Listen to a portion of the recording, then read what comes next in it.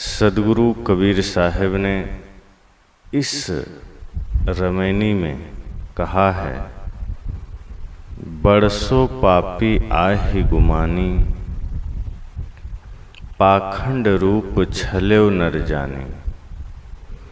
52 रूप छलेव बलिराजा, ब्राह्मण किन्ह कौन को काजा।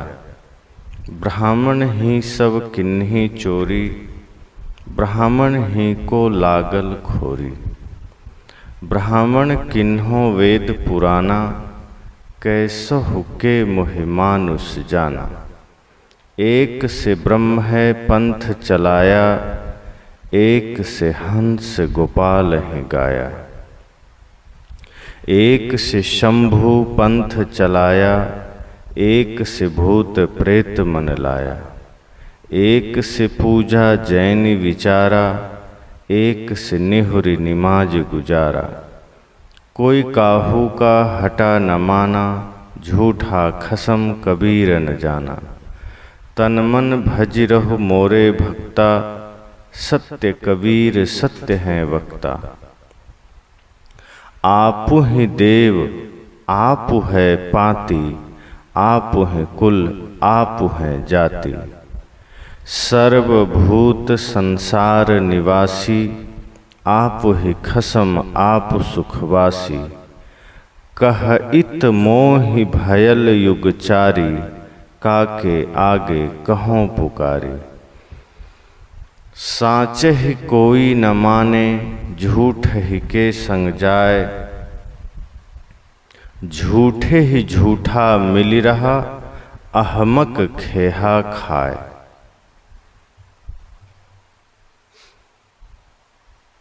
बरसो पापी आहि गुमानी। सर्वप्रथम भावार्थ समझ लें। साहब कहते हैं कि वह बड़ा पापी है जो अपने को जन्मजात पवित्र मानकर घमंड करता है। बरसो पापी, वह व्यक्ति बड़ा पापी है।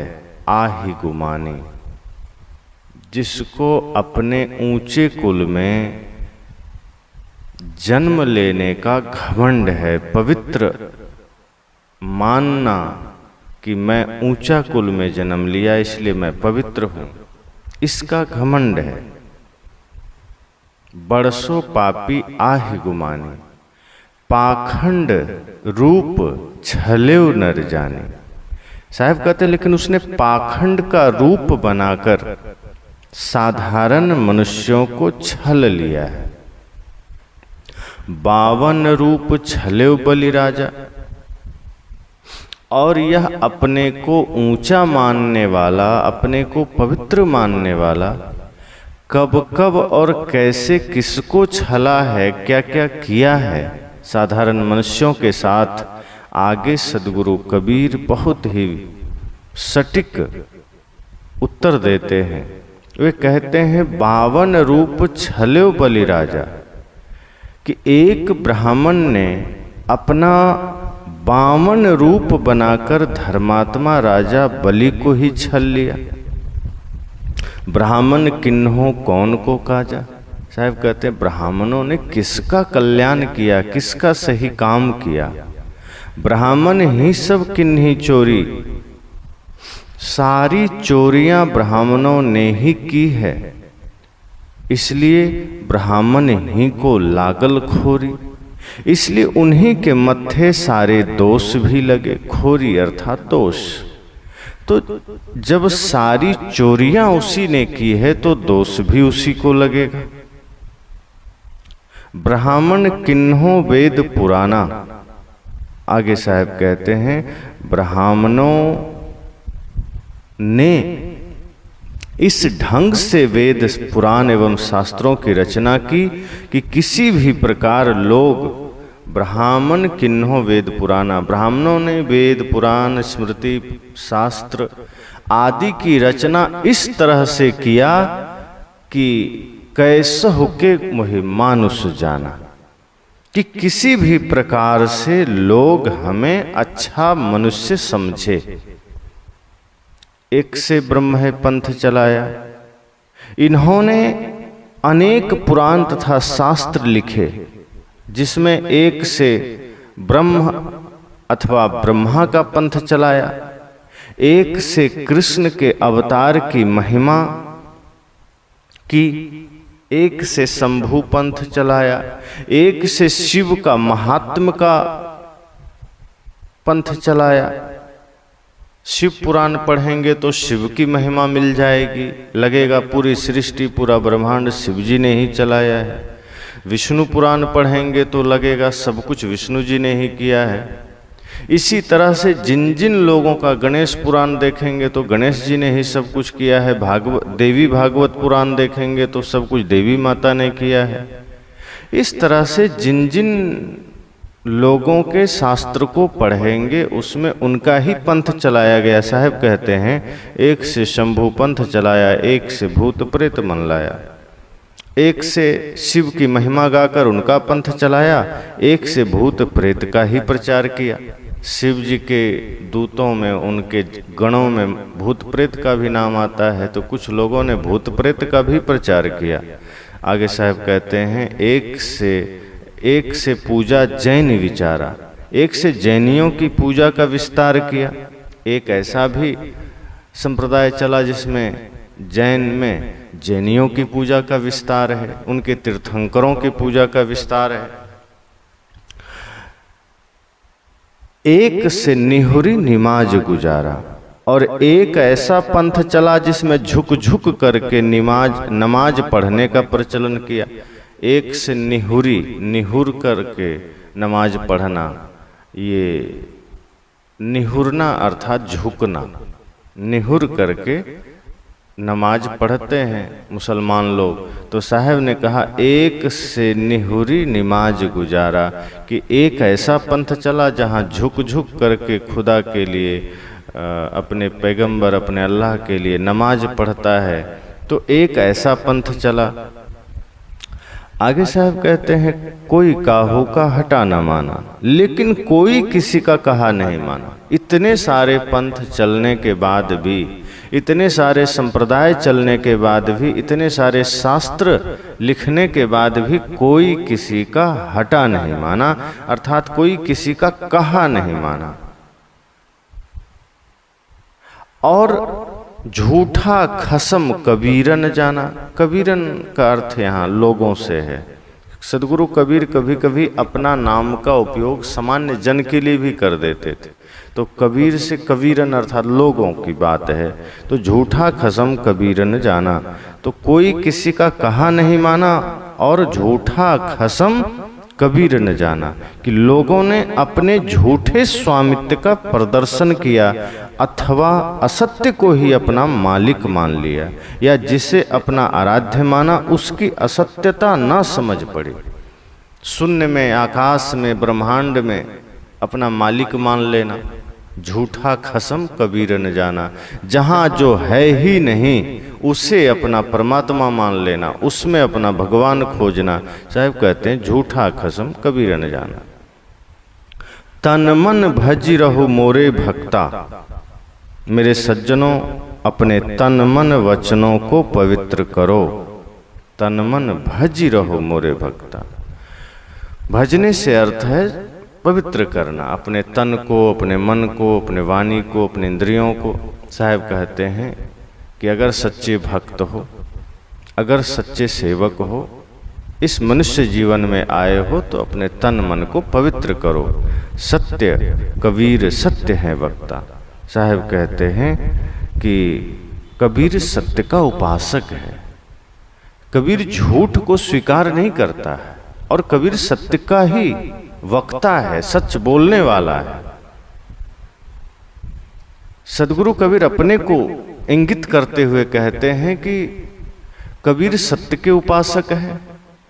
बहुत से लोग कहते हैं ना कि तुम कितना भी कोशिश कर लो अपना ही नाम लेकर के, कि जैसे यह राम किसी के आगे झुकने वाला नहीं, या रावण झुकने वाला नहीं, या यह काम यही व्यक्ति करेगा, अपने को ही इंगित करके।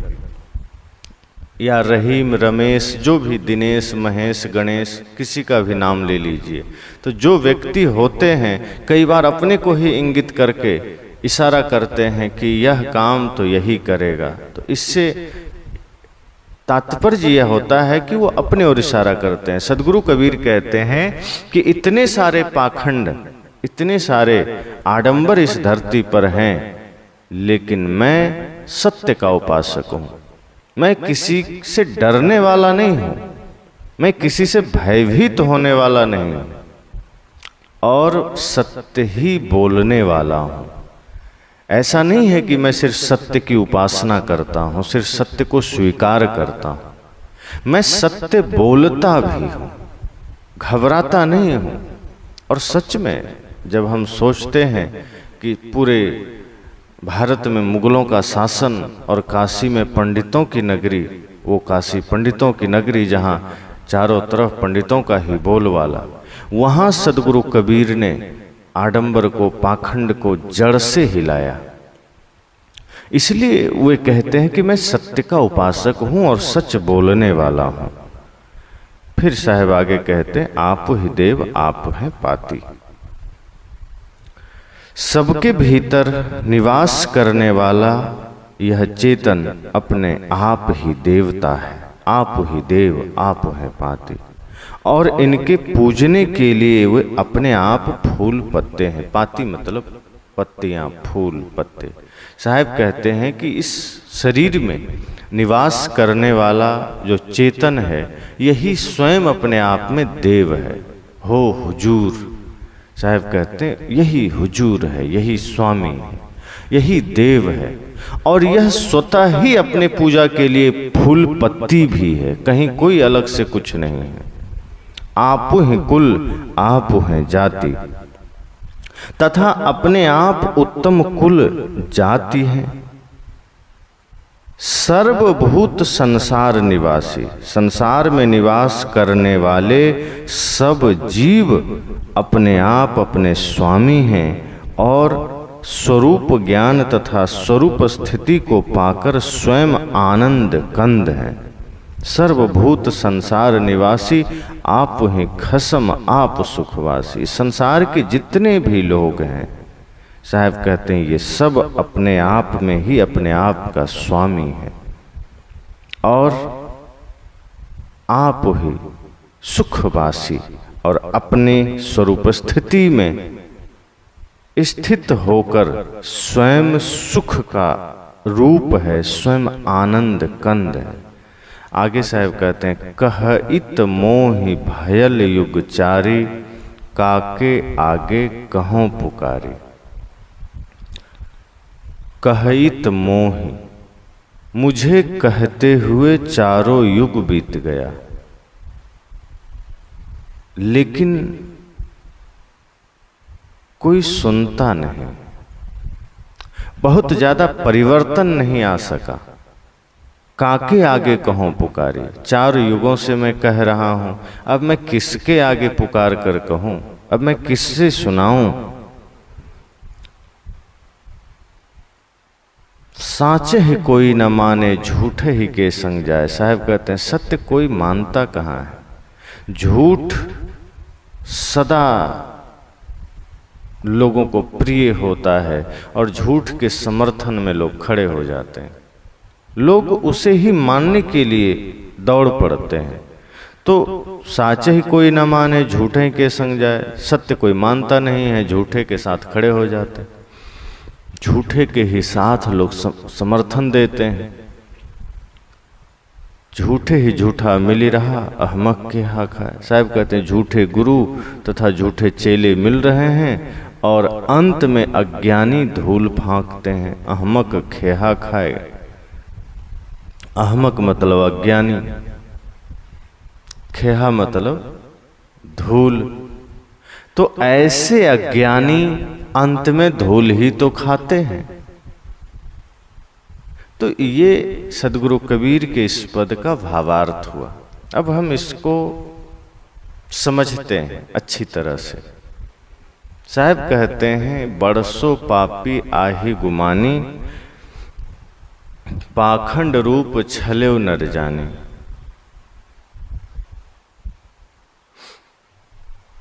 इसमें सदगुरु कबीर ने बहुत ही क्रांतिकारी रूप में अपनी बातें कही है। जो पुरा काल से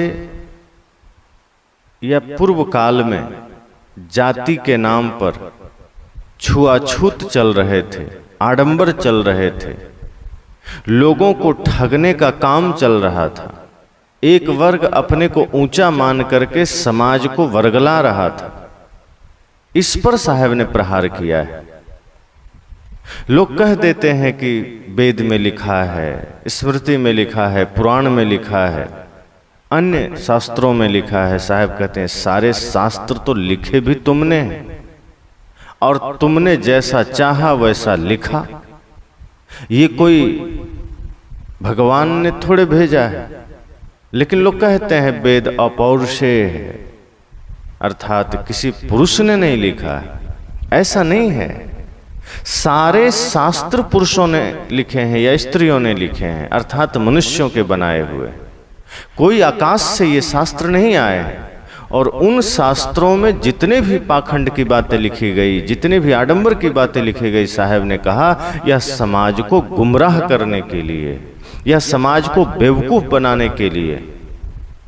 अपने शास्त्रों को तुमने खुद लिखा और खुद उसका उदाहरण देकर के एक वर्ग को तुमने नीच कह दिया, एक वर्ग को तुमने अछूत कह दिया।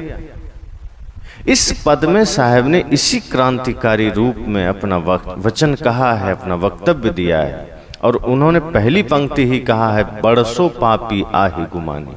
उन्होंने पापी कहा कि ऐसा आदमी जो अपने आप को जन्म से ही पवित्र मान लिया, खुद ही अपने आप को ऊंचा मान लिया, अहंकार कर लिया कि मैं ऊंचे कुल में जन्म लिया, मैं पवित्र हूं, मैं ब्राह्मण हूं, मैं श्रेष्ठ हो गया, बाकी सब नीच है, बाकी सब शूद्र है, बाकी सब त्याज्य है। साहब कहते हैं ये अधिकार तुम्हें किसने दे दिया और किसने कहा कि तुम ऊंचे हो? क्योंकि यह धर्म के नाम पर चल रहा है। धर्म का सहारा लेकर, धर्म की आड़ लेकर किसी को नीच कह देना, धर्म के नाम पर किसी को बेवकूफ बना देना, ऐसे तथाकथित धर्म गुरुओं की, पुरोहितों की साहब ने धज्जियां उड़ाई है। और उन्होंने कहा कि ये झूठे वर्ण जाति के आधार पर किसी को ऊंच तथा किसी को नीच कहना ये बहुत बड़ा पाप है। जन्मजात किसी को मानना, नीच मानना, किसी को शूद्र मानना, ये भयंकर घोर अपराध है। इसलिए साहब कहते हैं कि वो आदमी पापी है, वो अपराधी है, वो दुष्ट है, वो खुद नीच है। मनुष्य अपने कर्मों से छोटा या बड़ा होता है। अगर वो पवित्र कर्म किया है तो बड़ा है, ऊंचा है, पवित्र है। अगर उसका कर्म गंदा है तो वो नीच है, चाहे वो किसी भी कुल में जन्म लिया हो, चाहे वो किसी भी जाति में जन्म लिया हो। लेकिन यहां तो लोगों को ऐसा मान लिया, कह दिया कि तुम नीच कुल में जन्म लिए हो, तुम शूद्र कुल में जन्म लिए हो, चाहे तुम कितना भी ज्ञानी हो जाओ, तुम नीच ही रहोगे। और बहुत बड़े बड़े षड्यंत्र चले। यहां तक कह दिया गया कि पूज्य विप्रशील गुणहीना, शूद्र न गुणगण ज्ञान प्रवीणा। कि ब्राह्मण अगर चरित्र से भ्रष्ट भी है, शील गुणहीन भी है, तो वह पूज्य है। और अगर शूद्र गुण ज्ञान प्रवीण है, सब कुछ से श्रेष्ठ है, तो वह पूज्य नहीं है। यह मनुष्यता पर किया जाने वाला कितना बड़ा घातक प्रहार है। साहब कहते हैं ये नासमझी जिन्होंने की वे बड़े पापी हैं। साहब कहते हैं जरा सोचो कि जो अपने आप को ब्राह्मण कहते हैं वो जन्म से अपने को उत्तम मान लिए और एक वर्ग को, एक बड़े वर्ग को शूद्र कह दिया। कैसे शूद्र हो गया भाई? जिस व्यक्ति ने हमें मिट्टी का बर्तन बना के दिया, हम उसमें पानी पीते हैं, हम उसे पूजा में प्रयोग करते हैं, कहीं पूजा हो तो पूजा की कलश कौन बनाता है? कुम्हार ही तो बनाता है। तो पूजा में प्रयोग किया जाने वाला कलश पूजनीय हो गया, लेकिन कलश बनाने वाला कुम्हार शूद्र हो गया, नीच हो गया, अपवित्र हो गया। ये कहां की ना समझी। किसी ने हमें तेल पेर कर दिया, उस तेल के हमने दिए जलाए भगवान की पूजा में और खुद भी खाए, बाल में भी लगाए, लेकिन वो तेल पेरने वाला तेली शूद्र हो गया, नीच हो गया, अछूत हो गया। आखिर बनाया तो उसी ने, तैयार तो उसी के हाथों से हुआ। तो जिस तेली ने तेल तैयार किया, उस तेल को हम खाते भी हैं, शरीर में लगाते भी हैं, भगवान की पूजा के लिए दीप में भी डालते हैं, तो वो तेली अपवित्र कैसे हो गया? साहब ने कहा कि जिस व्यक्ति ने कपड़े बुने, हमारे लिए कपड़े तैयार किए, और तो और तुम्हारे भगवान के लिए भी कपड़े उसने बनाए, उसी के बनाए कपड़े तुम पहनते हो, उसी के बनाए कपड़े तुम भगवान को पहनाते हो, उसी कपड़े को तुम दिन रात पहन रहे हो, उसी पर सो रहे हो। वो कपड़ा शुद्ध हो गया, लेकिन वो कपड़ा बुनने वाला बुनकर अपवित्र हो गया, नीच हो गया। साहब ने कहा, कहां का न्याय है? ये कहां की समझदारी है? ये षड्यंत्र है। आगे साहब ने कहा कि जिसने हमारे बाल बनाए, नाई आता है हमारा बाल बना देता है। बाल बनाते समय कोई दिक्कत नहीं है, हमारे सिर में बाल बढ़ गए, वो आया हमारे सिर को पकड़ पकड़ करके बढ़िया से बाल काट दिया। तो हमारे सिर की सफाई करने वाला नाई अपवित्र हो गया, और जिस सिर में बाल है वो सिर पवित्र हो गया। साहब ने कहा, ये ना समझी नहीं तो और क्या है? मनुष्य को जाति के नाम पर नीच कह दिया गया। जो बाल काट रहा है, जो बाल की सफाई कर रहा है, वो शूद्र हो गया, वो नीच हो गया, और तुम पवित्र कैसे हो गए?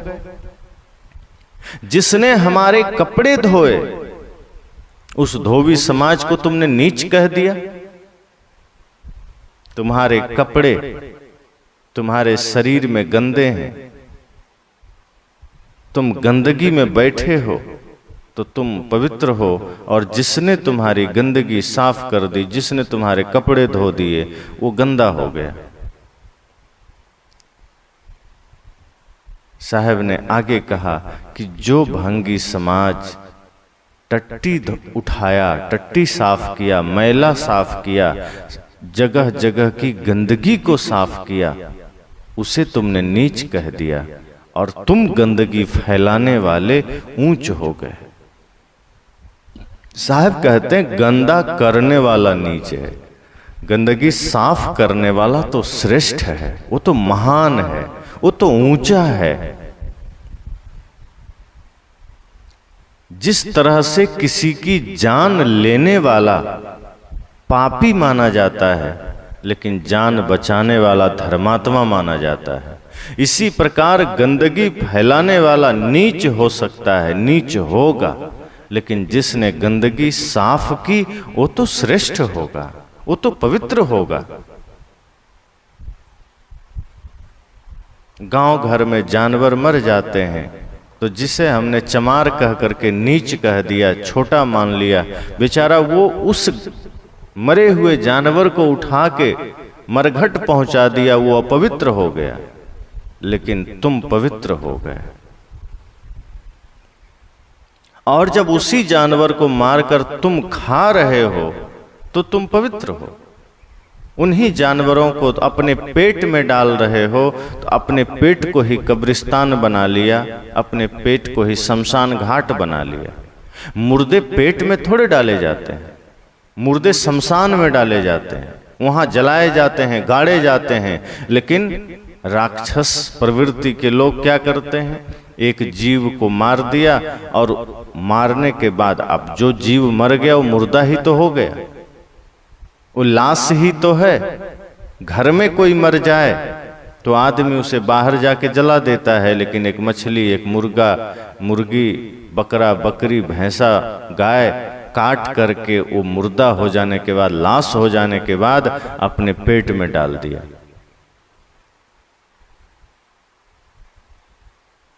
राजेंद्र प्रसाद जी से किसी ने कहा था कि आप मांस नहीं खाते। उन्होंने कहा कि मेरा पेट कोई शमशान घाट थोड़े है जो मैं इन मुर्दों को खाऊं। लेकिन हम खाए चले जा रहे हैं, हम पवित्र हो गए। तो जिस व्यक्ति को हमने नीच कहा वो समाज के सारे उत्तम कार्य कर रहा है। साहब कहते हैं किस आधार पर तुमने इसे नीच कहा, किस आधार पर तुमने उसे छोटा कहा, शूद्र कहा। और जिस व्यक्ति ने हमारे लिए अनाज पैदा किया, खेत से अनाज उपजा करके उसको फ्रेश करके उसने हमारे घर तक पहुंचा दिया, वो व्यक्ति अछूत हो गया। उसके द्वारा उपजाया हुआ अन्न शुद्ध है, हमारे घर तक पहुंचा दिया तब तक शुद्ध है। उस अनाज को खाने वाला हम शुद्ध हैं, लेकिन जिसने पैदा किया वो अशुद्ध हो गया, वो अपवित्र हो गया, उसे हम अपवित्र मान लिए। बाद में उसे ही हम नीचे बैठा करके जमीन में भोजन दे रहे हैं। पहले ऐसा होता था कि जो अपने आप को बड़ा मानते थे कि हम ऊंचा कुल में जन्म लिए और जिसे शूद्र कहा जाता था, वो किसी के सामने भोजन बैठकर नहीं कर सकता था, पत्तल में या थाली में, जमीन पर भोजन दिया जाता था। ऐसी यातनाएं तथा कथित लोगों ने जाति के नाम पर, ऊंचे कुल के नाम पर अपने को ऊंचा मान करके और जिन्हें नीचा कहा गया उसके साथ ऐसे ऐसे अत्याचार किया लोगों ने। साहब ने कहा कि जिस व्यक्ति ने कुआं खोदा, कुएं में उतर करके धीरे धीरे कुएं को बनाया, खोदा, तैयार किया, वो अपवित्र हो गया, लेकिन उसी कुआं से तुम पानी पी करके पवित्र हो गए। उसे फिर कुएं पर चढ़ने भी नहीं दिया जाता था। जो अपने आप को ऊंचा मानते थे, उनके घर आंगन में कोई कुआं है तो वहां कोई भी शूद्र नहीं जा सकता है, उसके कुएं पर चढ़कर पानी नहीं ले सकता है। यद्यपि उस कुएं को उसने खुद बनाया नहीं है, बनाया उन्हीं मजदूरों ने है जिसे वो नीच कहता है, शूद्र कहता है। उसका बनाया कुआं ठीक है, लेकिन जिसने बनाया वो अछूत हो गया। साहब कहते किस आधार पर इतने सारे अपराध तुमने किए? बड़े ही जोर देकर साहब ने कहा, बरसों पापी। ऐसे लोग पापी है जो जाति के नाम पर किसी को नीच कह दिया, किसी को छोटा कह दिया, किसी को शूद्र कह दिया। साहब कहते हैं ऐसे लोग पापी हैं, दुष्ट हैं। वस्तुतः यही लोग शूद्र हैं, यही लोग नीच हैं, जिसके मन में किसी के लिए जाति के नाम पर छुआछूत का भाव है, जो अपने को ऊंचा मानते हैं, किसी को नीचा मानते हैं। ऊंचे कुल में जन्म लेने से कुछ नहीं होता। ऊंचा कुल भी तो तुमने ही बनाया। तुमने मान लिया कि ये ब्राह्मण है, ये ऊंचा होता है, वो शूद्र है, वो नीचा होता है। शास्त्र भी तुमने ही लिखे, किसी और ने तो लिखे नहीं। साहब कहते हैं ये शास्त्र भी ब्राह्मणों के बनाए हैं, अपने तरीके से इन्होंने ऊंचा बना लिया कि मैं ऊंचा। किसी ने कहा थोड़े कि तुम ऊंचा हो, खुद मान लिया कि मैं ऊंचा। साहब कहते हैं ये अपराध है, ये पाप है। तुमने खुद को ऊंचा माना, कोई बात नहीं, खुद को ऊंचा मान लिया, ठीक है, पर किसी को नीच कह दिया, साहब कहते ये सबसे बड़ा पाप है, ये सबसे बड़ा अपराध है। इसलिए साहब ने कहा कि ब्राह्मणों ने लोगों को नीच कहा, जो दूसरे कुल में जन्म लिया, जिसे आज शूद्र कहते हैं। उस शूद्र कुल में जिसने जन्म लिया वो नीच हो गया। ये शूद्र नाम भी तो ब्राह्मणों का दिया हुआ है, पुरोहितों का दिया हुआ है। जन्म से कोई ब्राह्मण शूद्र होता है? साहब कहते जन्म से सब समान है, बाद में तुम्हारे बनाए हुए भंवर जाल में कोई शूद्र हो गया, कोई वैश्य हो गया, कोई क्षत्रिय हो गया और तुमने खुद को ब्राह्मण मान लिया। साहब कहते हैं कि वेद शास्त्र पढ़ने और पढ़ाने का अधिकार भी ब्राह्मणों ने अपने पास रखा,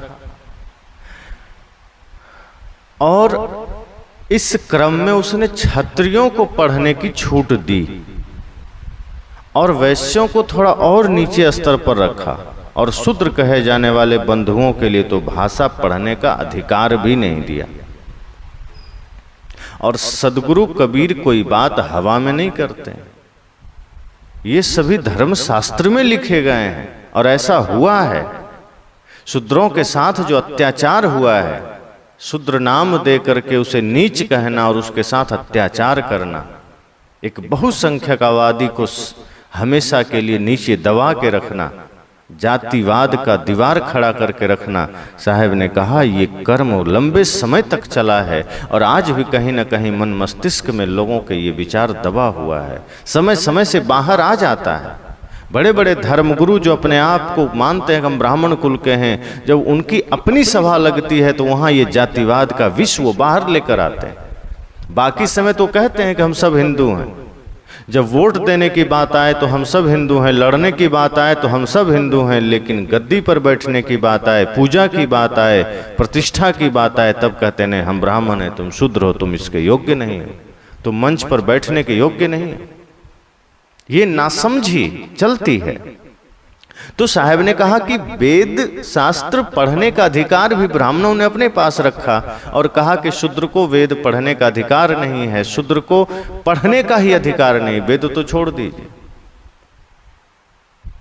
और कहा भी गया कि अगर शूद्र ने वेद पढ़ लिया तो ये बहुत बड़ा पाप हो जाएगा। वासिष्ठ शास्त्र में लिखा है, शूद्र निसंदेह चलता फिरता शमशान है, इसलिए शूद्र के पास वेदों का अध्ययन नहीं करना चाहिए। सोचिए कितनी बड़ी नीचता भरी है इसमें, कि जो शूद्र है, जो नीची जाति के लोग हैं, वो चलता फिरता शमशान है, वो अपवित्र हैं, गंदा है, उसे वेद पढ़ने का अधिकार तो छोड़िए, उसके पास वेद पढ़ना भी नहीं चाहिए। ये लिखा गया शास्त्रों में, ये सदगुरु कबीर ने नहीं कहा, ये लिखा हुआ है।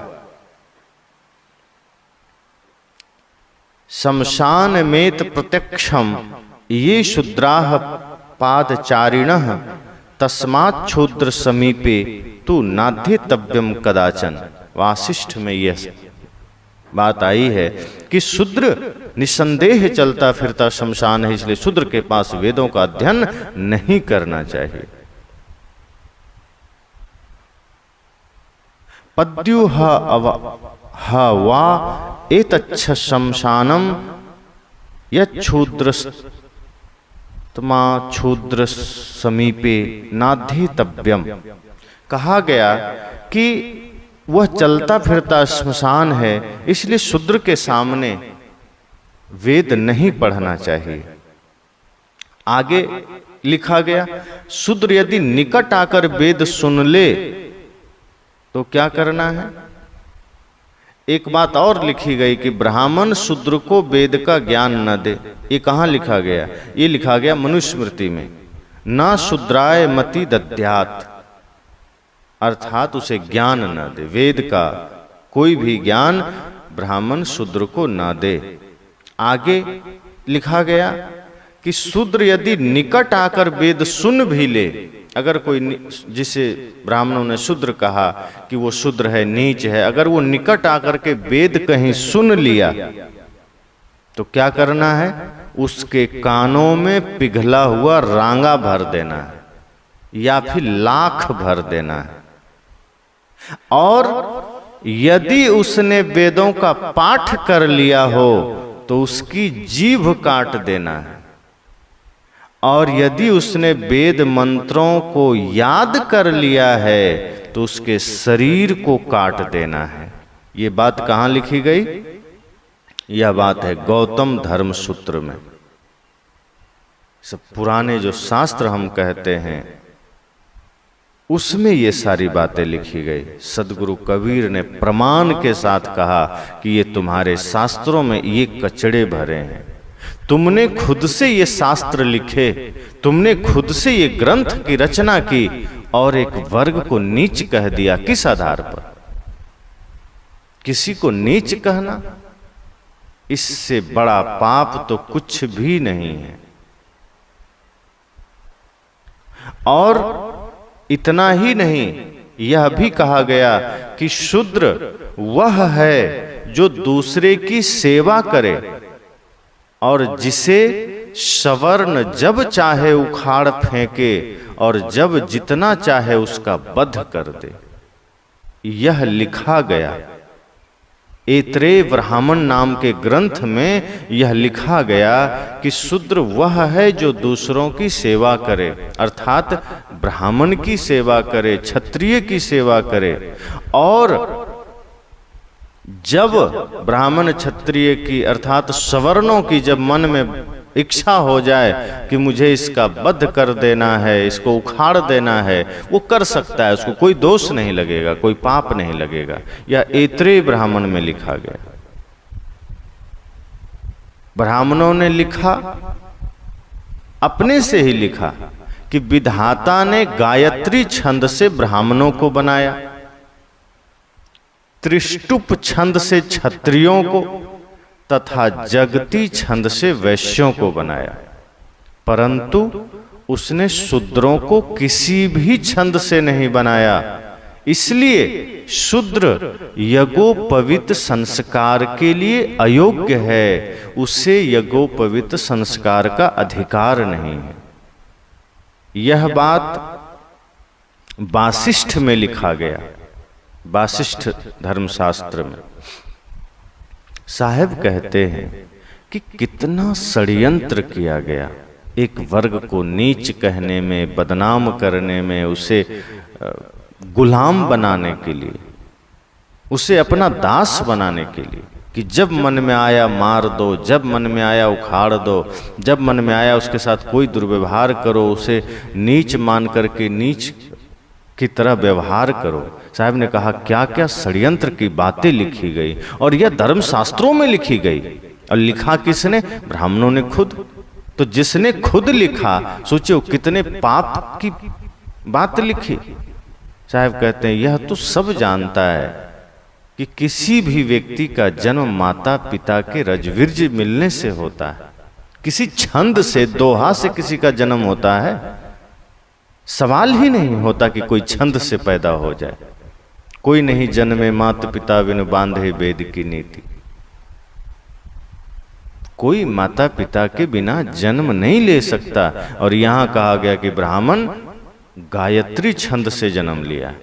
साहब कहते हैं ये एक और मूर्खता, एक और नासमझी कि कोई किसी छंद से पैदा नहीं होता है, सब माता पिता से समान रूप में पैदा होते हैं।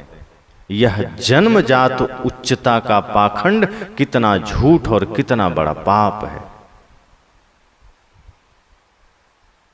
तो क्या कहा आगे कि ब्राह्मण गायत्री छंद से पैदा हुआ, शूद्र त्रिष्टुप छंद से पैदा हुआ, क्षत्रिय त्रिष्टुप छंद से पैदा हुआ।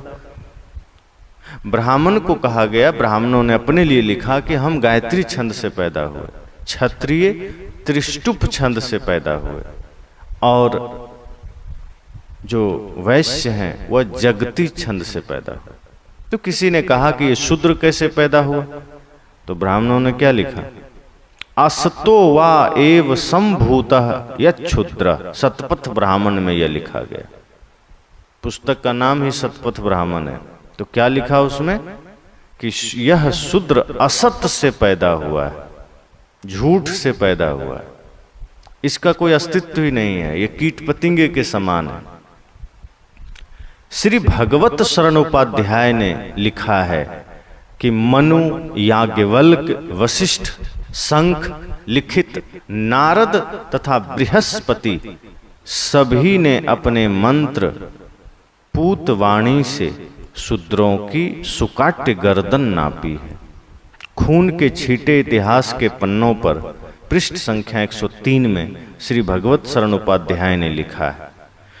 उन्होंने लिखा है कि यह विचारणीय विषय है कि भेदभाव ग्रस्त पंडितों ने मनु, याज्ञवल्क आदि के नाम से अनेक विषमता भरी वाणियां लिखी है, परंतु नाम बदनाम होते हैं मनु आदि के।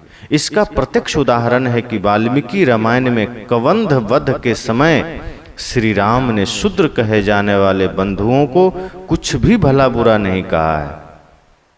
जब एक कबंध नाम का राक्षस है, जब उसका वध हुआ है, तो श्री राम ने शूद्र कहे जाने वाले जो भी बंधु थे कुछ भी नहीं कहा उसको। लेकिन गोस्वामी तुलसीदास जी के मन में ऐसी बातें थी, इसलिए उन्होंने राम जी के मुख से कबंध के सामने कहलवा दिया कि सापत ताड़त पुरुष कहंता, विप्र पूज्य अस गावहि संता। पूजी विप्रशील गुणहीना, शूद्र न गुणगण ज्ञान प्रवीणा। इसमें दोष श्री राम का नहीं है, किंतु गोस्वामी जी का है, जिन्होंने श्री राम के कंधे पर बंदूक रखकर पीछे से स्वयं शूद्रों पर दागी है। गोस्वामी जी के मन में जो जातिवाद का विष था, जो जातिवाद का जहर था, वो श्री राम के कंधे पर बंदूक रख करके उन्होंने शूद्रों पर दागी है। इसी प्रकार मनुस्मृति ईसा की प्रथम शताब्दी के लगभग की रचना है। अब सोचिए, यहां भी एक झूठ। जो मनुस्मृति ग्रंथ है वो ईसा की जो प्रथम शताब्दी है उसके आसपास यह ग्रंथ लिखा गया है, लेकिन मनु नाम के महापुरुष ईसा के हजारों वर्ष पहले हुए, तो स्वाभाविक है कि मनु ने यह पुराण लिखा, स्मृति लिखा नहीं, उस ग्रंथ की रचना उन्होंने किया नहीं। जो ग्रंथ लिखा ही ईसा के आसपास गया है, प्रथम शताब्दी में जिसकी रचना हुई है मनुस्मृति की, लेकिन मनु तो हुए हैं उसके हजारों वर्ष पहले। इसका मतलब मनु के नाम पर ब्राह्मणों ने ग्रंथ लिख करके उनके नाम को बदनाम किया है। इसलिए साहब कहते हैं कि यह सब कुछ ब्राह्मणों ने ही किया है। संबुक शूद्र होकर भी तप कर रहे थे, इसलिए श्री राम ने उनकी हत्या कर दी। यह बात वाल्मीकि रामायण के उत्तरकांड सर्ग 73 से 76 में आया है। अब यहां साहब कहते हैं कि इसी प्रकार सूत शूद्र होकर भी नैमिषारण्य में कथा बांच रहे थे, इसलिए बलराम ने उनकी हत्या कर दी। यह बात श्रीमद् भागवत में आया है। ऐसी षड्यंत्र भरी कल्पित कहानियां भी शूद्र कहे जाने वाले बंधुओं के शोषण के लिए रची गई। ऐसी कहानियां इसलिए रची गई ताकि कोई दूसरा शूद्र कुल का व्यक्ति धर्म की उपासना ना कर सके, सत्य की उपासना ना कर सके, सत्य मार्ग पर ना चल सके, तपस्या ना कर सके, ध्यान ना कर सके, सत्संग ना कर सके, ज्ञान अर्जन ना कर सके। उसको डराने के लिए कि अगर तुमने तपस्या कर ली, अगर तुमने कथा बांच लिया, तो भी भगवान आकर तुम्हें मार देंगे, क्योंकि भगवान नहीं चाहते कि शूद्र कुछ करे। पर यह भी कपोल कल्पित है। साहब यहां लिखते हैं कि सूत हत्या तथा संबुक हत्या संकुचित ब्राह्मण पुरोहितों की कल्पना मात्र है। इसमें श्री राम तथा बलराम को घसीटकर कलुषित ब्राह्मणों ने अपना स्वार्थ सिद्ध करना चाहा है। इसलिए साहब लिखते हैं कि सदगुरु श्री अभिलाष साहब जी की जो पुस्तक है कबीर पर शुक्ल और मेरी दृष्टि, उस पुस्तक को पढ़ना चाहिए। उसमें उन्होंने बड़े ही बृहद रूप से, विस्तार रूप से इस विषय पर लिखा है कि कैसे संबुक हत्या के नाम पर ब्राह्मणों ने राम जी को बदनाम किया, कैसे सूत हत्या के नाम पर ब्राह्मणों ने बलराम जी को बदनाम किया। साहब कहते ये सब षड्यंत्र ब्राह्मणों का रचा हुआ है। साहब ने लिखा कि ब्राह्मणों द्वारा जितने धर्मशास्त्र, स्मृति, पुराण, महाकाव्य आदि रचे गए, सब में उन्होंने अपने स्वार्थ की बातें लिखी। जैसा मन चाहा, स्वाभाविक है, जो व्यक्ति जिसका मन गंदा है, जिसका मन अपवित्र है। साहब ने तो कहा जिसका मन गंदा है, अपवित्र है, मांस खाता है, जिसका चिंतन गंदा है, उससे ज़्यादा नीच कोई दूसरा नहीं हो सकता। और ऐसा आदमी अगर कोई शास्त्र लिखेगा, कोई किताब लिखेगा, तो निश्चय ही वह स्वयं को बड़ा सिद्ध करेगा, स्वयं को ही श्रेष्ठ सिद्ध करेगा और एक बड़े वर्ग को वो नीच कह देगा। तो साहब ने लिखा कि अपने स्वार्थ सिद्धि के लिए इसने अपने अनुसार ग्रंथों में बातें लिखी और एक वर्ग को पशु के समान जीने के लिए विवश कर दिया। जिसको इसने शूद्र कहा उसे पशु से भी बदतर माना। विद्या, धर्मशास्त्र, धर्म कृत्य, ऊंचे पद, संन्यास आदि का अधिकारी इसने अपने को माना और अन्य को, ज्यादातर तथाकथित शूद्रों को इनसे सर्वथा दूर रखा। यह सब पुरोहितों के द्वारा किया जाने वाला चोरियां ही तो है। ब्राह्मण ही सब किन्हीं चोरी, ब्राह्मण ही को लागल खोरी। धर्मशास्त्र के नाम पर सारे ज्ञान विज्ञान को इसने अपना अंडर में कर लिया, अपने तरीके का बात लिख दिया और एक बड़े वर्ग को नीच कह दिया। तो इसने चोरी भी इसी ने की। साहब ने कहा इसलिए जब इसने चोरी किया, भेदभाव किया, हिंदू समाज को कमजोर किया, जाति पाति का जहर हिंदू धर्म ग्रंथों में लिखा, तो जैसे कि लोग दूध में पानी मिला देते हैं, वो दूध ओरिजिनल थोड़े रह जाता है, फिर उसमें पानी मिल जाता है। इसी प्रकार इन्होंने क्या किया कि जाति पाति का जहर हिंदू समाज में मिला दिया। अपने धर्मशास्त्रों में छुआछूत का जहर मिला दिया, आडंबर पाखंड चमत्कार का जहर मिला दिया और आज समस्त हिंदू समाज में उसकी छाया देखने को मिलती है। अब यहां ध्यान यह देना है कि ब्राह्मण नाम का एक वर्ग है और संसार में किसी भी वर्ग के सारे लोग गलत नहीं होते। अगर यहां ब्राह्मण की बात आई तो ऐसा नहीं है कि पूरा ब्राह्मण समाज ही गलत है। साहब कहते हैं ब्राह्मण वर्ग में रहे हुए पुरोहितों ने ही भेदभाव तथा छल छद्म की नीति अपनाई। इसमें पूरा ब्राह्मण समाज दोषी नहीं है, सबको दोष नहीं दिया जा सकता। ब्राह्मणों में भी सदा सर्वदा से कुछ ऐसे मानवतावादी चिंतक हुए हैं, विचारक हुए हैं, जो ब्राह्मण पुरोहितों की भेदभाव जनित व्यवस्था के घोर विरोधी तथा मानव समानता के प्रबल पक्षधर रहे हैं। इस प्रकार ब्राह्मण समाज में भी ब्राह्मण व्यवस्था विरोधी आग यत्र तत्र सदैव सुलगती रही है, जिसके परिणाम में आचार्य बृहस्पति ने भौतिकवादी पक्ष लेकर ब्राह्मणों के कर्मकांडों की धज्जियां उड़ाई थी। साहब यह कहना चाहते हैं कि हम यह नहीं कह सकते कि अगर ब्राह्मण पुरोहितों ने यह छल छद्म किया शास्त्रों के नाम पर, छुआछूत के नाम पर, वेद शास्त्र के नाम पर, तो इसका मतलब संपूर्ण ब्राह्मण समाज इसका दोषी नहीं है। जो इसमें पुरोहित वर्ग है और कुछ यदा कदा उनको यह दोष दिया गया। बाकी ब्राह्मण समाज में भी अच्छे अच्छे चिंतक हुए, विचारक हुए, जो शुद्ध मानवतावादी हुए, जो इंसान से प्रेम करने वाले हुए, जिनके मन मस्तिष्क में कहीं भी कोई छुआछूत का भाव नहीं हुआ, वे भी समाज के इस दशा को देखकर पीड़ित हुए और उसके लिए आवाज उठाए।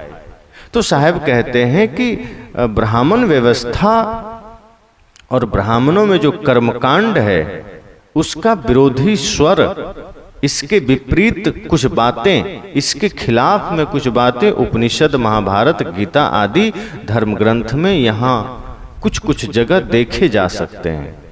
अब जैसे ब्राह्मण समाज की संतान जैन, बौद्ध, सिद्धनाथ, कबीर पंथ तथा निर्गुणी धारा के नाना संप्रदायों में दीक्षित होकर ब्राह्मणवादी भेदभाव नीति का सदा घोर विरोध करती रही। साहब कहते हैं कि जैसे ब्राह्मण समाज के भी बहुत से संतानें, बहुत सारे लोग कहीं जैन धर्म में दीक्षा ले लिया, कहीं बौद्ध धर्म में दीक्षा ले लिया, कहीं नाथ परंपरा में दीक्षा ले लिया, कबीर पंथ में भी दीक्षा ले लिया। बहुत ऐसे ब्राह्मण समाज के लोग हैं जो कबीर पंथी हैं, जो बौद्धिस्ट हैं, जो जैन हैं। तो बहुत से लोग हैं जो इन मत पंथ में आकर के जाति पाति के भेदभाव से ऊपर भी उठे हैं, जो छुआछूत के नाम पर किया जाने वाला आडंबर है उससे ऊपर उठे हैं और उसके खिलाफ आवाज भी उठाए हैं। तो साहब कहते हैं कि बहुत से लोग हैं जो इस विचारधारा के खिलाफ भी खड़े रहे हैं। सदगुरु कबीर ने तो उन्हीं ब्राह्मणों की यहाँ आलोचना की है जो विषमता जनित व्यवस्था के संस्थापक तथा परिपोषक रहे।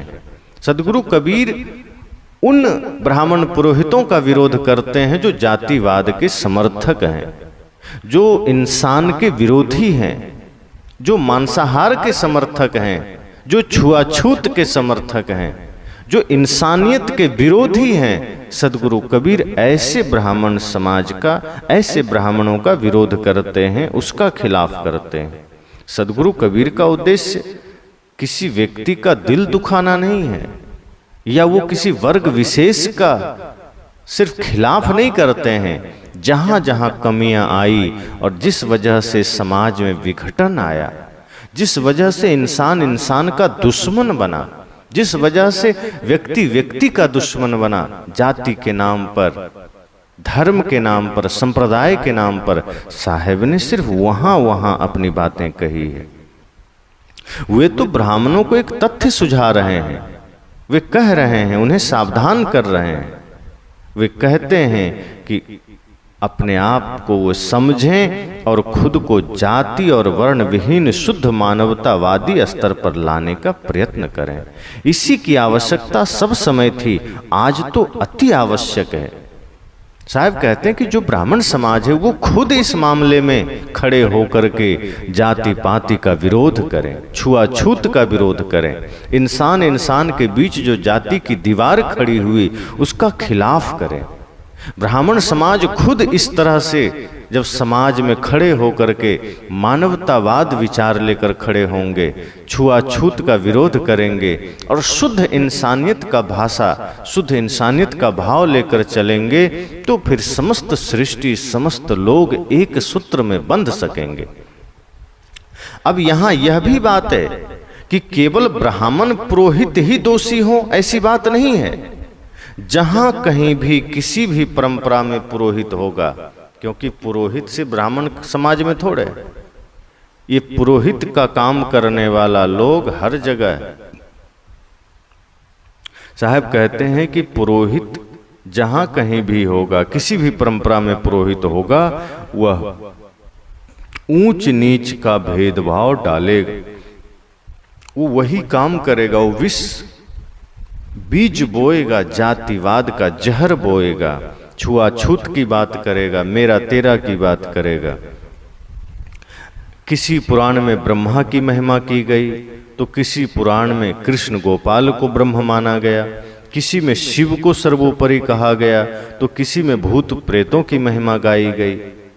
साहब कहते इस तरह से इन्होंने शास्त्र लिखे, इस तरह से इन्होंने ग्रंथ लिखे कि किसी में ब्रह्मा की महिमा कह दी गई, किसी में ब्रह्म को ही श्रेष्ठ कहा गया, किसी में कृष्ण की ही महिमा गाई गई, उसी की उपासना की बात की गई, किसी में शिव की महिमा गाई गई, किसी में विष्णु की महिमा गाई गई।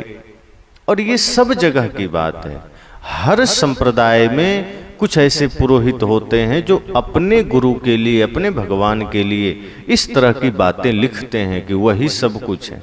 कबीर पंथ में भी जो लोग पुरोहित का काम करते हैं वो उनका मन फ्रेश नहीं है, मलिन है। यहाँ भी यज्ञ हवन अब चलने लगा है, यहाँ भी छुआछूत की बातें चलने लगी कि कबीर के अलावा कोई नहीं, वही परमात्मा है, वही जगत रचयिता है। यहाँ भी जो पुरोहित बैठा है, कोई वेद पढ़ करके हवन कर रहा था तो कबीर पंथ के पुरोहित बीजक पढ़ के हवन कर रहे हैं। मूर्खता वही है, बस शब्द बदल गए। बीजक जो सारे कर्मकांड का विरोधी ग्रंथ है, जिसने कर्मकांड का विरोध किया। कबीर साहब की वाणी बीजक में इस तरह से आग उगलती है कर्मकांड के खिलाफ, जातिवाद के खिलाफ, छुआछूत के खिलाफ, पाखंड के खिलाफ। लेकिन आज लोगों ने बीजक ग्रंथ के शब्द पढ़ पढ़ के हवन करने लगे।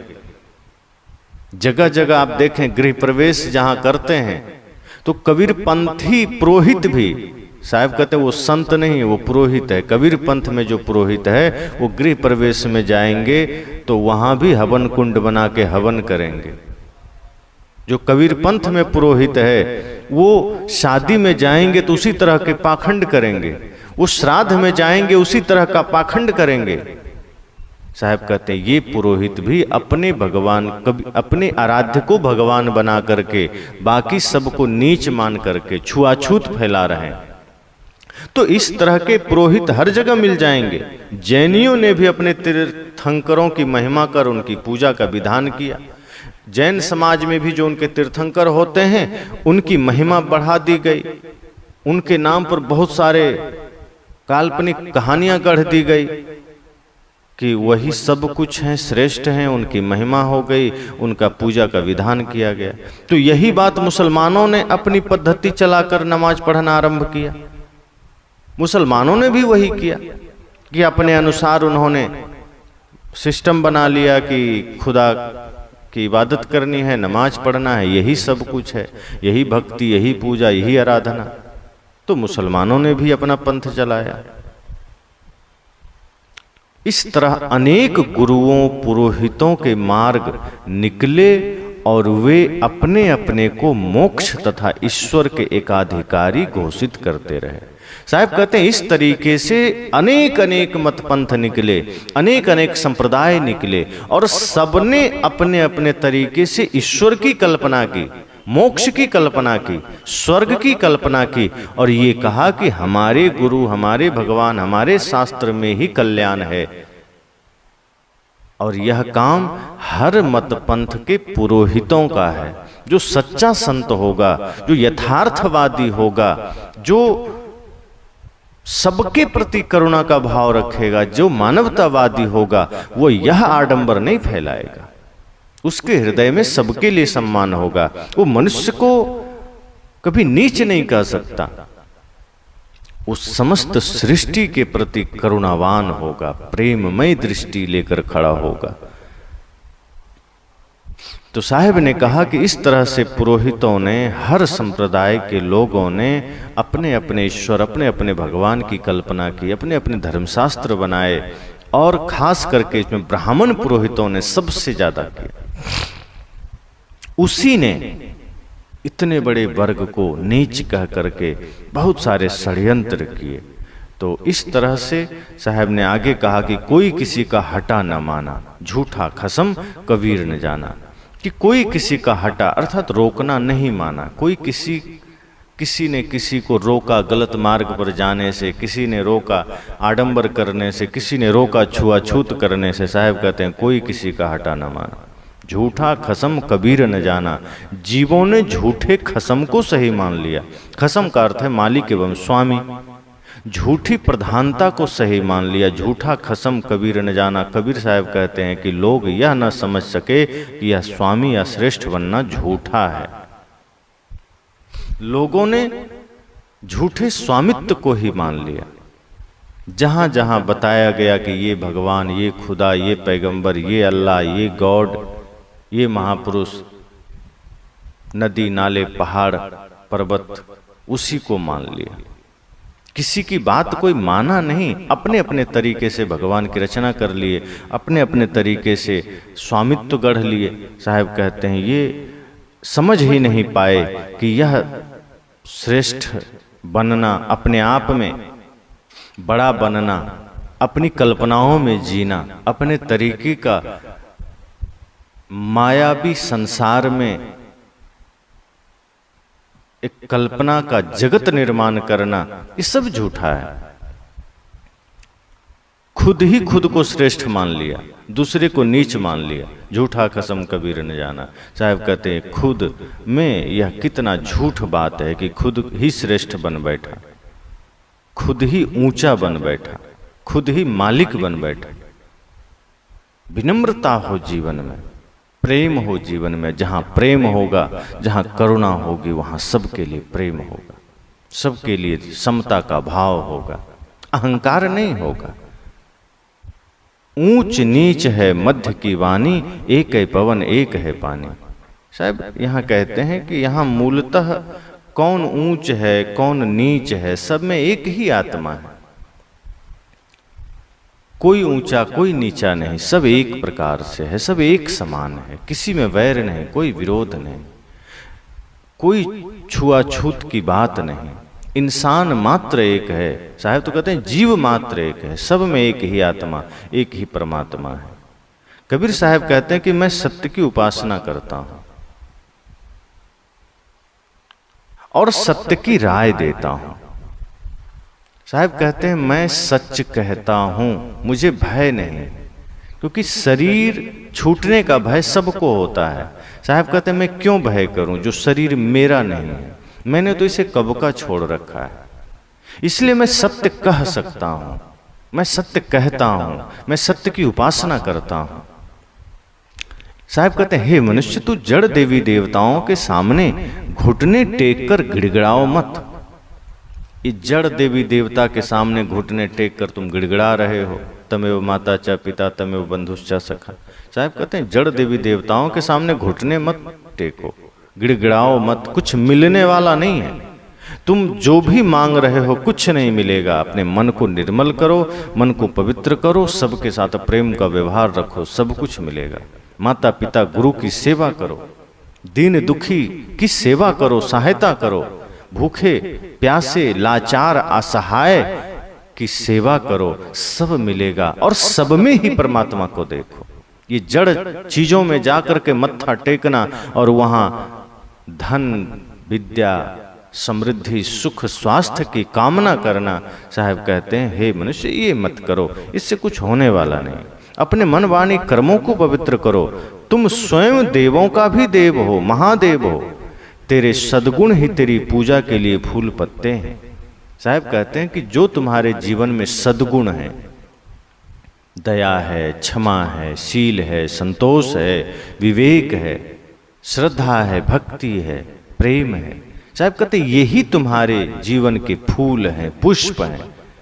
इसकी खुशबू दूर तक जाएगी। अगर तुमने अपने जीवन में दुर्गुण धारण किए तो उसकी दुर्गंधी दूर तक जाएगी। फिर सामने तो हो सकता है कोई सम्मान कर दे, पर पीछे तुम गालियां खाओगे। इसलिए साहब कहते हैं कि अपने जीवन में इन चीजों को धारण करो, तब क्या होगा कि तुम्हारे चरित्र की खुशबू दूर दूर तक जाएगी। यही तुम्हारे जीवन के फूल पत्ते हैं। तेरे कुल गोत्र और जाति वर्ण सब परमदेव चेतन में स्वयं है। ये बाहरी जाति, बाहरी गोत्र, बाहरी कुल सब छलावा है। यह चेतन आत्मा ही अपने आप में गोत्र है। ज्ञान ही इसका गोत्र है, ज्ञान ही इसका कुल है, ज्ञान ही इसका सब कुछ है, परिवार है। साहब कहते हैं इसमें मन को लगाओ, इसमें ध्यान लगाओ। संसार में रहने वाले सभी जीव अपने आप में स्वरूपतः परम देव है। वे स्वयं अपने कर्ता, विधाता और परमात्मा हैं। उनके अपने ऊपर कोई अन्य देव नहीं। सब जीव स्वयं शुद्ध बुद्ध कल्याण स्वरूप है।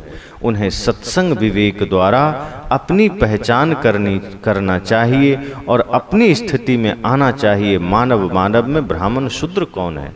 साहब कहते हैं कि यह जीव स्वयं करता है, धरता है, विधाता है, अपने ही कर्म करने वाला है, खुद कर्म के फल को भोगने वाला है। इसके ऊपर दूसरा कोई नहीं है। और यह बात सिर्फ सदगुरु कबीर नहीं कहते, कृष्ण भी कहते हैं। उपद्रष्टानुमंता च भारता भोक्ता महेश्वरः परमात्मेति चाप्युक्ता देहेस्मिन् पुरुषः परः, कि यह आत्मा ही दृष्टा है, यह आत्मा ही करता है, भोगता है, महेश्वरा है, यही परमात्मा भी है। इसको कोई दूसरा इसके ऊपर देव नहीं है। यही बात सदगुरु कबीर कहते हैं कि यह स्वयं अपने आप में देवों का देव है। अगर यह अपने शुद्ध स्वरूप की पहचान कर ले, अपने ज्ञान स्वरूप की पहचान कर ले, तो यह स्वयं महादेव है। इसलिए सत्संग के द्वारा, विवेक के द्वारा अपने भीतर अपने आप की पहचान करो, अपनी स्थिति में आओ। मानव मानव एक है, कोई ब्राह्मण, कोई शूद्र नहीं, कोई क्षत्रिय, कोई वैश्य नहीं, सब इंसान है। साहब ने कहा ब्राह्मण पुरोहितों का भारतीय समाज पर पुराकाल से वर्चस्व रहा है और उन्होंने अनेक काम अच्छे करते हुए भी अपने स्वार्थ की सिद्धि के लिए मिथ्या, दंभ, असत्य, झूठी महिमा, घमंड आदि का आश्रय लेकर समाज को अपनी पकड़ के अंदर रखने की कोशिश की है। निश्चय ही पुराकाल से ही शास्त्रों पर ब्राह्मणों की पकड़ रही, तो कुछ अच्छा काम किया तो कुछ ऐसा काम किया जो समस्त मानवता के लिए जहर के समान हो गया। अपने तरीके से ही शास्त्रों में अपनी महिमा, झूठी महिमा, झूठे प्रशंसा लिख दिया, अपने तरीके का जाल लिख दिया ताकि लोग इसमें फंसते चले जाएं, और इसमें वो सफल भी हो गए। उन्होंने सबके कल्याण की चाबी अपने हाथों में रखने का दावा किया। जैसे ऊपर कहा गया कि यह दोष केवल ब्राह्मण पुरोहितों का ही नहीं किंतु दुनिया के सारे संप्रदायों के पुरोहितों का है। इसलिए सदगुरु ने यहाँ ब्राह्मणों के साथ साथ अनेक पौराणिक संप्रदायों, जैनियों, मुसलमानों के भी नाम लिए। इसी प्रकार बौद्ध, ईसाई आदि सभी संप्रदायों के पुरोहितों को समझ लेना चाहिए। साहब कहते हैं कबीर पंथ में भी बहुत से ऐसी शाखाएं हैं जो जीवों की मुक्ति की चाबी अपने हाथों में रखते हैं। उन्हें लगता है मेरे ही पास है, मुक्ति मेरे पास आने से ही मिलेगी, कि हमारे नियम संस्कार के अनुसार चलने से ही जीव को मुक्ति होगी। वे यहाँ तक मिथ्या दावा करते हैं कि कबीर साहब ने स्वयं हमारी शाखा को जीवन मुक्ति का अधिकार दिया है। कबीर साहब जिस पाखंड का जीवन भर विरोध किए, लेकिन उन्हीं पाखंड को अपना करके उनके अनुगामी उसी का जोरदार समर्थन कर रहे हैं। और इस ढंग से कि मानो ऐसा कबीर साहब ने ही इन्हें आज्ञा दी है। कैसा आश्चर्य है! जो सदगुरु कबीर खुद पाखंड विरोधी हैं, आडंबर विरोधी हैं, आज कबीर साहब के नाम पर बहुत सारे उटपटांग बातें चल रही है। कबीर साहब ने जैसे ब्राह्मण पुरोहितों तथा अन्य पुरोहितों को खरी खोटी सुनाई है, यदि वे आज होते या आ जाएं तो कबीर पंथी पुरोहितों को उसी प्रकार वो लताड़ेंगे, छोड़ेंगे नहीं। उनके नाम पर किया जाने वाला पाखंड तो वो कैसे बर्दाश्त कर सकते थे। साहब ने कहा जितने भी मत पंथ के लोग हैं अपने अपने बुद्धि के अनुसार अलग अलग तरीके का षड्यंत्र किए। किसी ने अल्लाह को बड़ा माना, किसी ने भगवान को, किसी ने गॉड को, इस तरह के चीजें चली समाज में। उसी तरह से जो बाद में भी पंथ हुए उसमें भी लोगों ने अपने अपने महापुरुषों को भगवान बना दिया।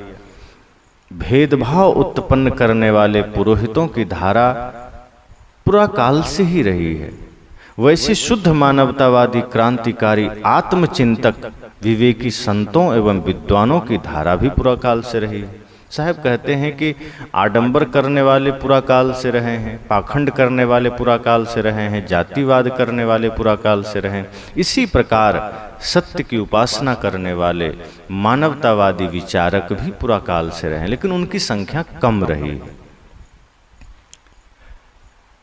जैसे कपिल, कणाद, बुद्ध, महावीर, अनेक नाम लिए जा सकते हैं।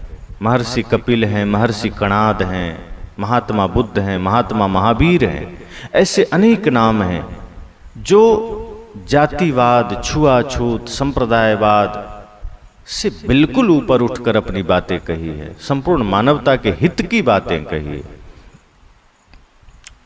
उपनिषद के ऋषि भी इसी उदार मानवतावादी तथा आत्मवादी पंक्ति में आते हैं। लगभग उपनिषदों के ऋषियों ने बड़ी उदारता से सारी बातें कही, आत्मज्ञान की बातें कही। जातिवाद, छुआछूत से ऊपर उठ करके उन्होंने बिल्कुल निर्मल वाणी कही है। तो इस तरीके से तमाम धाराएं पुराकाल से चली है। कबीर साहब कहते हैं कही तो मोहि भयल युगचारी। अब यहाँ बहुत से लोग ये कह देते हैं कबीर पंथ में कि कि सदगुरु कबीर चारों युगों में आए हैं, इसलिए वो कह रहे हैं कहित मोहि भयल युगचारी, कि मैं चारों युगों से कह रहा हूँ। वस्तुतः सदगुरु कबीर बहुत सी बातें लक्षणार्थ में कहते थे। वे खुद इस तरह की बातों का खंडन करते हैं, तो वो कैसे कह सकते हैं मैं चारों युगों में आया हूँ। वस्तुतः वो ये कहते हैं कि मोहि, मेरा जो साहब कहते हैं कि कहित मोहि भयल युगचारी, यहाँ उनके कहने का अर्थ यह है कि 4 युग अर्थात सदा से मेरे जैसा चिंतन देने वाले व्यक्तियों ने यह बात कही है। मोही का अर्थ कबीर साहब अपने लिए नहीं करते हैं, मेरे जैसा विचार देने वाले लोग सदा से, चारों युगों से अपनी बातें समाज के लिए कहते आए हैं। जो सत्य की बातें हैं, जो पाखंड रहित बातें हैं, जो यथार्थवादी बातें हैं, जो कल्याणकारी बातें हैं, ऐसी बातें मेरे जैसे लोग सदा से कहते आए हैं। और सदा से ऐसे ऐसे महापुरुष समाज में हुए हैं जिन्होंने समाज में क्रांति की है, जिन्होंने समाज में आडंबर, झूठ, छल, कपट का, पाखंड का पर्दाफाश किया है, जिन्होंने सत्य ज्ञान के बीज बोए हैं। तो ऐसे महापुरुष चारों युगों से हुए हैं। ये नहीं समझना है कि सदगुरु कबीर यह कह रहे हैं कि मैं ही चारों युगों में हुआ। वे कहते हैं मेरे जैसे लोग सदा से हुए हैं और समय समय से यह ज्ञान, यह बोध समाज को देते आए हैं। तो इस पद के माध्यम से साहब ने कहा कि एक वर्ग ने स्वयं को बड़ा मान लिया, पवित्र मान लिया, और बहुत बड़े वर्ग को उसने शूद्र कह दिया। ब्राह्मण समाज में जो उनके पुरोहित हुए, ऐसे तथाकथित जाति धर्म के नाम पर समाज को कीड़ा मकोड़ा समझने वाला कि नहीं मैं ही ऊंचा, मैं ही श्रेष्ठ, मैं ही महान, तुम नीच हो, ऐसे लोगों को साहब ने लताड़ा और कहा कि ऐसे लोग समाज के लिए घातक हैं। जो इंसान को इंसान से दूर करता हो, जो मानवता का दुश्मन हो, जो इंसानियत का दुश्मन हो। और इसी तरह के शास्त्र उसने लिखे, इसी तरह के शास्त्रों के द्वारा लोगों को उसने गुलाम बनाया और अपने अपने तरीकों से लोगों ने अपनी अपनी समाज का, अपने अपने संप्रदाय का महिमा मंडन किया। किसी में ब्रह्मा की महिमा, किसी में विष्णु की महिमा, किसी में शिव की महिमा, किसी में गणेश की। और इसी तरीके से अन्य मत पंथ के लोगों ने, जहाँ जैन समाज ने अपने तरीके का पूजा विधान बताया, तो कहीं मुस्लिम समाज ने घुटना टेक करके नमाज अदा करने का विधान बताया। इस तरह से धीरे धीरे समाज में विघटन आया। अपने अपने तरीके से अन्य समाज के पुरोहितों ने मानवता का विरोध किया, इंसानियत का विरोध किया और अपने अपने महापुरुषों का महिमा मंडन किया, उनके नाम पर रोटियां खाई। साहब ने कहा इस तरह के आडंबर, इस तरह के पाखंड में नहीं पड़ना है। तुम स्वयं स्वामी हो, तुम स्वयं चेतन देव हो, तुम स्वयं परमात्मा हो। अगर तुम अपने मन को निर्मल कर सको, अगर तुम अपने मन को पवित्र कर सको, तो तुम ही स्वामी हो। और तुम्हारे जो सद्गुण हैं यही तुम्हारे पत्र पुष्प हैं, इसी की खुशबू समाज में जाएगी। और इस तरह की बातों को मैं ही नहीं, मेरे जैसे अन्य लोगों ने भी सदा से कहा है। इसे मान लेने के बाद हम निश्चय ही इस जीवन में सच्चे अर्थ में मनुष्यता को समझ जाएंगे और यह मनुष्य शरीर पाना सार्थक हो जाएगा। बस।